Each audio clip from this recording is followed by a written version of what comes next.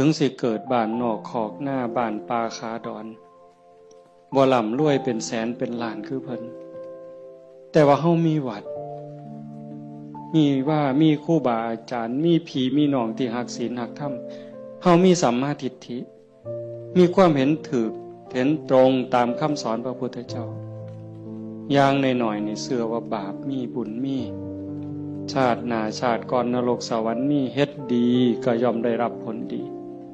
เฮ็ดชั่วก็ย่อมได้รับผลชั่ว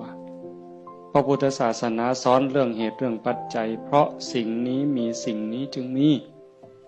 หวานพืชจังไดก็ได้ผลจังซั่นผ่อนซ่อนเจ้าของภูมิใจในเจ้าของแม่นสิเกิดบ้านนอกขอกหน้าทุกข์ยากปากหมองบ่ร่ำบ่รวยบ่สวยบ่งามแต่เฮามีโอกาสได้เข้าวัดได้มีโอกาสปฏิบัติธรรมเป็นผู้บ่ประมาทได้ยินเสียงปากเสียงเว้าของครูบาอาจารย์น้อมนำลงสู่การประพฤติปฏิบัติซ้ำนี่เฮาก็พอแห้งอ่ะนี่โยมเป็นบุญล่ะเด้นี่เกิดปีติเกิดความอิ่มใจแล้วก็ตั้งตนในความบ่ประมาทอีก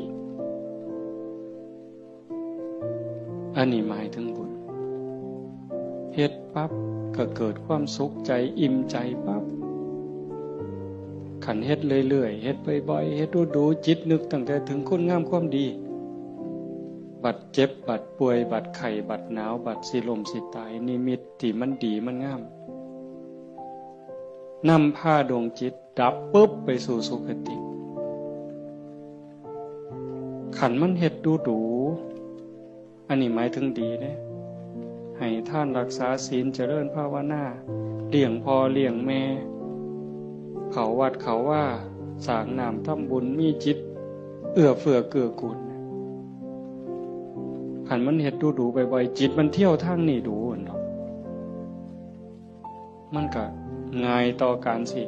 เกิดสิ่งเหล่านี้ในการจูงจิตไปสู่สุคติดับปุ๊บก็ไปสู่สวรรค์